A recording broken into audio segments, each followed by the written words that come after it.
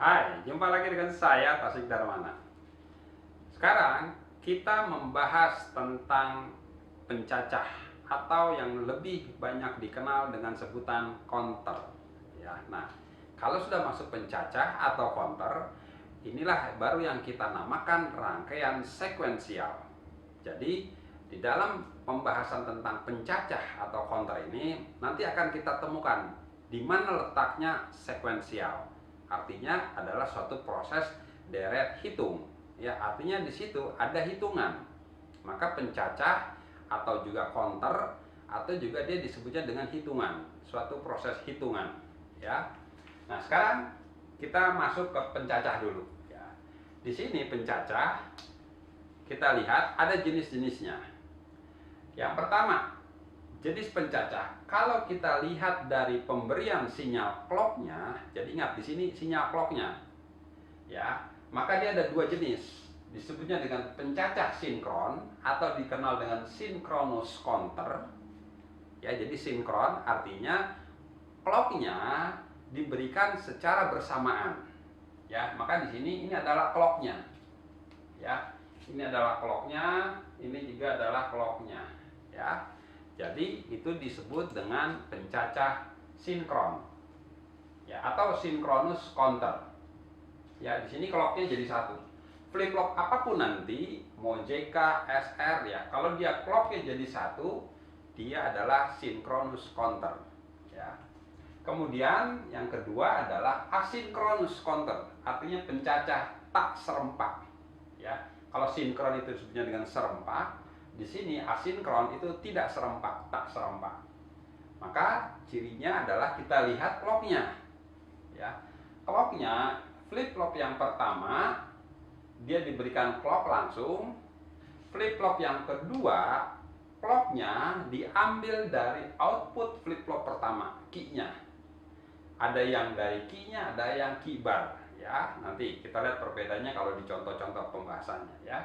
Sekarang yang asynchronous counter atau pencacah tak serempak, clocknya diberikan seperti ini, ya. Jadi flip flop berikutnya clocknya adalah input clocknya diambil dari output flip flop sebelumnya, ya. Maka kalau di sini ada 3 flip flop yang ketiga clocknya diambil dari key 2 berikutnya dan seterusnya. Kalau ada 4 flip flop, ya flip flop yang paling akhir itu diambil dari output flip flop sebelumnya, ya. Ini adalah untuk synchronous counter, ya. Apapun nanti jenis flip flopnya, clocknya seperti ini, ya. Nah, kalau kita lihat dari proses hitungannya atau cacahannya, ada yang disebut dengan up counter, hitungan naik atau pencacah naik, dan down counter, hitungan mundur, ya, atau pencacah turun, ya, atau hitungan mundur, ya. Kemudian nanti ada lagi jenisnya ring counter, berarti dia ngitungnya muter, atau Johnson counter, ya. Itu silakan bisa dilihat di buku-buku referensi yang banyak di internet maupun di toko-toko buku lainnya, ya. Sekarang kita lihat cara kerjanya, ya. Bagaimana proses dari flip flop yang disusun seperti ini, ya. Di sini ada 3 flip flop. 1 2 3. Ya, ada 3 flip flop.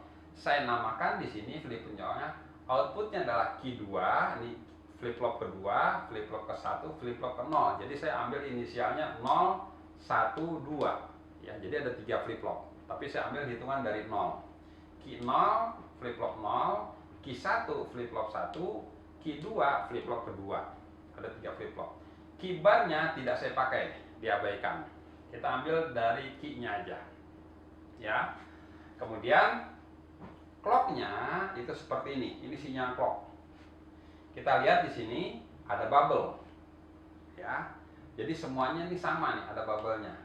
Jadi flip flop nggak ada yang bubble-nya, yang sini ada, di sini nggak ada. Itu nanti nggak ada yang seperti itu. Jadi kalau dia ada bubble, semuanya ada. Ya. Artinya flip flop ini akan bekerja kalau dikasih clock yang turun, active low, ya, karena bubble-nya menunjukkan di active low. Kalau yang tidak ada bubble-nya berarti dia aktif high. Ya, itu mesti diperhatikan. Maka karena dia di sini ada bubble-nya, artinya dia aktif low, maka pada saat clock turun itulah kita buat satu garis ke bawah. Karena ini adalah titik atau kondisi perubahannya. Ya. Jadi perubahannya pada saat kapan? Pada saat clocknya turun. Maka kamu buat dulu garisnya turun semua. Gitu ya. Garisnya turun semua. Nah, sekarang bagaimana bentuk output Q2, Q1, Q0? Ya. Saya anggap dalam kondisi seperti ini, JK-nya ya di beberapa buku ini tidak dihubungkan kemana-mana ya. Jadi seperti ngambang begini aja. Ini disebutnya kondisi enable atau dianggap berlogika satu ya, atau VCC. Jadi di buku-buku referensi kalau J-nya seperti ini berarti dia enable. Artinya dia dianggap dikasih logika satu, logik satu. Tapi kalau kamu nanti membuat satu rangkaian elektronik, maka kondisi JK-nya harus dihubungkan ke VCC atau ke positif, tidak boleh enable. Sebaiknya kalau dirangkaian itu dipastikan dia logiknya satu, berarti kasih positif. Ya. Nah, di dalam teori biasanya hanya begini aja di buku-buku lain ya. Jadi ingat ya, ini di teori hanya biar gampang menggambarkan saja ya. Tapi kalau buat alatnya ini harus ke positif semuanya ya, harus ke VCC. Oke, kita lanjutkan ya. Berarti kondisi seperti ini JK-nya adalah logika 1, logik 1 ya. Berarti kalau kita ingat lagi kembali kepada tabel kebenaran JK flip-flop, kalau J-nya 1, K-nya 1, maka dia adalah kondisi yang toggle, berlawanan dari keadaan sebelumnya ya. Maka ini udah pasti toggle semua nih ya. Kemudian kita buat kondisi awal Q2, Q1, Q0, kondisi awalnya 0, 0 ya, berarti dia 0, 0, 0. Berarti kita anggap di sini 0 semua. 0, 0, 0. Gitu ya. Nah, sekarang bagaimana bentuk gelombang outputnya? Kalau dia clocknya sekarang mulai pada turun. Di Q2 kita tinjau pertama ya. Sekarang kita lihat kondisi Q2.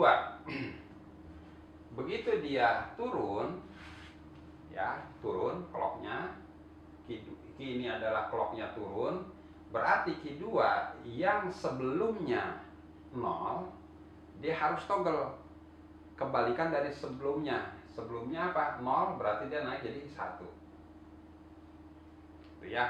Nah, ini adalah kondisi untuk Q2 ya, yang warna biru. Berarti Q2 kondisi sebelumnya 0, karena ada clocknya turun dia toggle, karena JK-nya 1. Ingat, JK-nya selalu 1, berarti toggle naik. Nah, 1 gitu ya. Kemudian terus lagi berubah pada saat clock turun. Nah, clock turun J-nya kan tetap 1, nggak berubah nih. Berarti Q2-nya kondisinya toggle, sekarang 1, berarti berikutnya 0 ya. Sampai dengan clock berikutnya, pada saat dia turun berarti kan ini 0, toggle lagi, J-nya tetap 1, berarti dia toggle naik gitu ya. Kemudian sampai clock turun, di sini dia tidak berubah ya, karena ada bubble ya. Pada saat naik nggak akan berubah ya. Nunggu turun berikutnya, berarti di sini 1, berikutnya adalah toggle 0 karena JK-nya 1. Ini 0, kondisi turun dia toggle naik 1. Ini 1, toggle turun berlawanan kondisi sebelumnya. Ini 0, clocknya turun, JK-nya tetap 1, berarti toggle turun, toggle. Jelas sampai sini ya. Ini adalah bentuk gelombang di Q2. Nah, sekarang bagaimana bentuk di Q1? Kita lihat. Q1 clocknya diambil dari Q2. Ini kan clocknya Q1 nih. Clocknya Q1 diambil dari Q2. Berarti ada bubble-nya juga. Berarti dia berubah pada saat kondisi turun. Berarti di sini ini kondisi naik, kita ambil yang turunnya. Nah, gitu. Ya. Berarti Q2-nya sebagai clock untuk flip-flop berikutnya. Maka di sini saya kasih panah turun karena dia active low. Ya. Nah, karena dia udah kondisinya active low, sama ya. J-nya di sini tetap 1 1. Logic 1, logic 1. Berarti ini masih 0 kondisi sebelumnya. Di sini ini naik, tidak berubah, berarti masih 0. Nah, kita lihat Q2 turun. Pada saat Q2 turun, ini turun low, berarti clocknya bekerja. Clocknya bekerja, J-nya 1, K-nya 1, berarti toggle. Berarti dari 0 naik jadi 1. Nah, output Q1 berubah atau tidak? Tunggu clock Q1-nya. Clock Q1 diambil dari Q2. Berarti kita ngelihat Q2-nya. Jangan lihat clock yang ini. Ingat ya, clock ini kan jauh, nggak ada hubungannya dengan Q1. Maka kita lihat clocknya di Q2. Q2 turun apa enggak di sini? Kalau clock ini turun, tapi Q2 kan naik, maka tidak berubah. Sampai dapat clock Q1 turun. Clock Q1 diambil dari Q2. Q2 turun. Nah, ini turun. Maka Q1-nya toggle. Kebalikan kondisi sebelumnya. Sebelumnya logic 1, sekarang berarti logic 0. Gitu ya. Terus di sini Q2 naik. Nggak berubah. Masih tetap. Bukan lihat Q1, bukan lihat dari clock ya. Lihat dari Q2. Q2-nya turun. Q2-nya turun, berarti kan ini toggle. J-nya 1, K-nya 1. Berarti dia naik jadi 1. Di sini Q2-nya naik. Tapi ada bubble, berarti tidak berubah. Masih tetap. Q2-nya turun. Q2 turun kan clock untuk Q1, berarti toggle. Berubah. Nah, ini. Di sini Q2-nya naik. Maka dia tetap. Oke, jelas sampai sini ya. Jadi lihat Q1 outputnya tergantung Q2 karena Q2 memberikan clock ke Q1. Oke. Berikutnya kita bahas tentang Q0-nya. Ya, sekarang Q0 clocknya dapat dari Q1. Ya, Q1 masuk ke clock Q0. Maka Q1 yang clock turun atau Q1 yang turun dia sebagai clock untuk Q0. Maka kita lihat ini naik. Nah, berarti yang turun yang ini. Ini naik, yang turun yang ini. Jadi output Q0 akan berubah kalau Q1-nya turun. Karena dia clock, berarti di sini tidak toggle. Jangan lihat yang Q2 atau clock di sini, tapi lihatnya Q1. Kalau kita lihat Q2, adanya jauh di sini, nggak ada hubungannya. Kalau kita ngelihat ke clock dari awal, adanya di sini, ya. Jadi Q0 clocknya dari Q1, dari sini yang di atasnya, ya. Maka di sini masih tetap tidak berubah. Nah, kita lihat Q1 turun, berarti aktif low, sesuai ada, berarti dia toggle. Sekarang 0 naik jadi 1. Terus 1 di sini naik, tidak berubah. Di sini Q1-nya turun, berarti dia toggle. Terus. Jelas ya? Nah, jadi ini adalah bentuk gelombang Q0, Q1 dan Q2. Ya. Oke, sekarang Dari sini kita buat tabel kebenarannya. Sekarang kita buat tabel kebenarannya dari rangkaian ini ya. Untuk membuat tabel kebenaran, maka kita buat dulu kondisi timingnya pada saat di sini clocknya ya. Kita lihat clocknya pada saat dia turun. Ini disebut dengan periode T0, timing yang ke 0, kondisi awal. Ini T1, T2, T3, T4, T5, T6, ini T7. Gitu ya. Kalau kita buat lagi ini T8. Jadi kalau kita buat tabel kebenaran, maka kita buat ininya adalah timingnya ya. T0, T1, T2 dan sebagainya. T0 artinya kondisi awal. Dia 0, 0, 0 sesuai dengan ininya ya.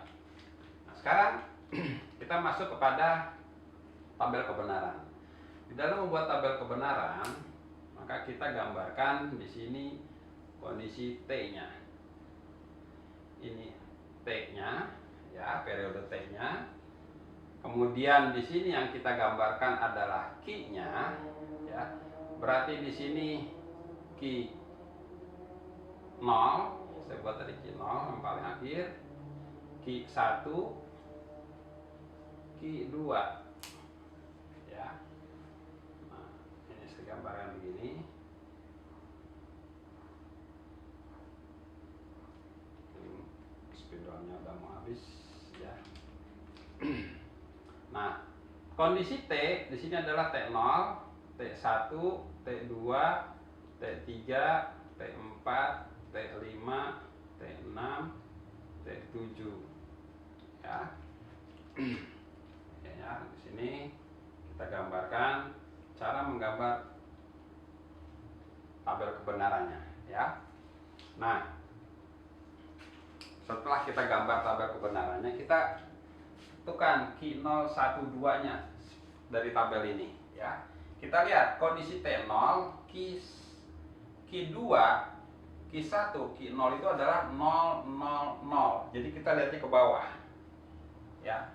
Berarti 0, 0, 0 ya. Kemudian pada saat T1, Q2-nya adalah 1, Q1 adalah 0, 0 gitu ya. Kemudian kita gambarkan di T2. T2 Q2-nya 0, Q1 1, Q0-nya masih 0 gitu ya. Pada saat T3 Q2-nya 1, Q1-nya 1, Q0-nya 0 gitu ya. Kemudian kita lihat di T4, Q2-nya 0, Q1 0, Q0-nya 1, T5 Q2-nya 1, Q1-nya 0, Q0-nya 1. T6 di sini 0, 1, 1. T7 1, 1, 1. Ya. Kalau kita buat lagi di sini T8, spidolnya habis ya. Pada saat T8 0, 0, 0. Jelas ya? Jadi ini tabel kebenarannya ya. Nah, sekarang dari tabel kebenaran kita buat atau kita rubah dengan sandi BCD 8421 ya. Kita rubah 000 ini dengan sandi 8421, di mana Q2-nya itu adalah bit paling kecil LSB kecil, key 0-nya MSB. Bit paling besar. Ingat ya. 8421 berarti ini LSB, ini yang MSB. Ya. Maka kalau kita rubah dengan sandi 8421 binary code desimal ya, 000 adalah 0, 001 adalah 1, 010 adalah 2, 0113, 1004, 1015, 1106, 1117, 000 kembali 0. Jelas ya? Nah, jadi kalau di dalam rangkaian seperti ini pencacah asinkron, ini adalah gelombang output key-nya, key 2, key 1, key 0, dan ini adalah tabel kebenaran.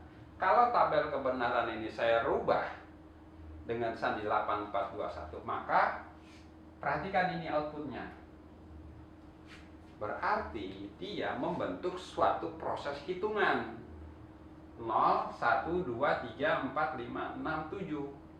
Kembali lagi ke 0, nanti hitung lagi 1, 2, 4, 3, 4, 5, 6, 7, 0, 1, 2 gitu. Ya. Kenapa dia sampai 7? Kita ingat di sini. Ini ada 3 flip flop. Ya.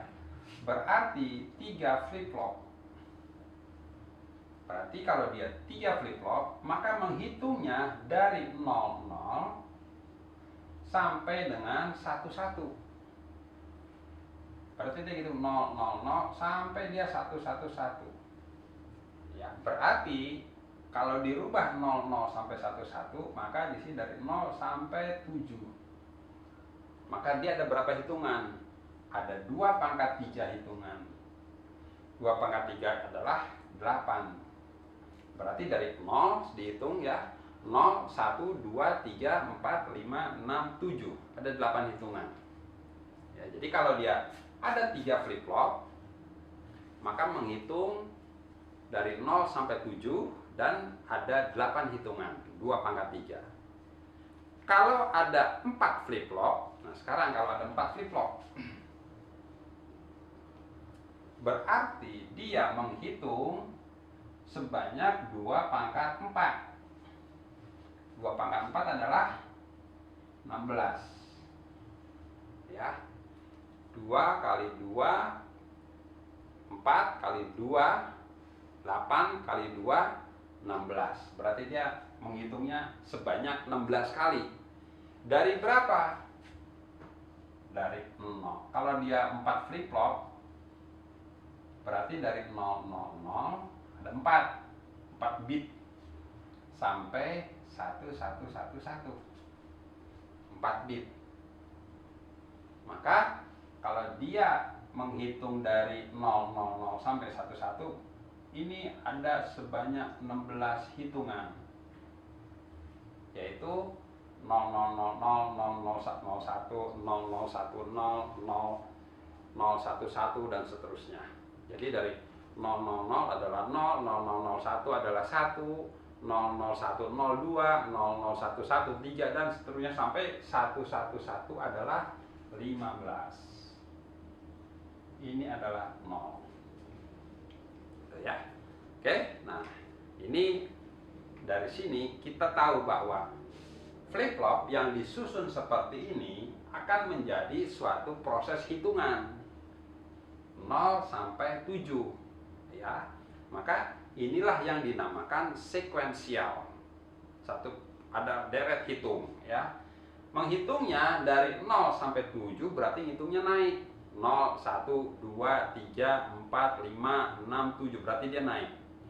Jadi sekaligus contoh ini menjelaskan tentang pencacah asinkron up counter, hitungan naik. Ya. Nah, bagaimana kalau nanti kita buat hitungan mundur? Nah, coba ya. Coba dibuat, kamu kerjakan, dirubah. Output key-nya yang dipakai adalah key bar, key 2 bar. Masuk ke sini. Ya. Ini key 1 bar masuk ke sini. Key 1 bar. Ini nggak dipakai. ini key 0 barnya. Ya. Jadi untuk latihan kamu coba buat seperti ini, tabel kebenaran, timing diagram, ya. Tapi rangkaiannya diambil dari barnya. Ya. Nanti apa yang kamu lihat pada konversi dari bitnya ke dalam BCD, ya. Nanti dari situ akan menambah wawasan bagaimana kita melihat sebuah pencacah, ada yang up, ada yang down. Oke, saya rasa cukup untuk materi kali ini. Jangan lupa silakan Anda share, like, dan subscribe di bawah ini. Terima kasih.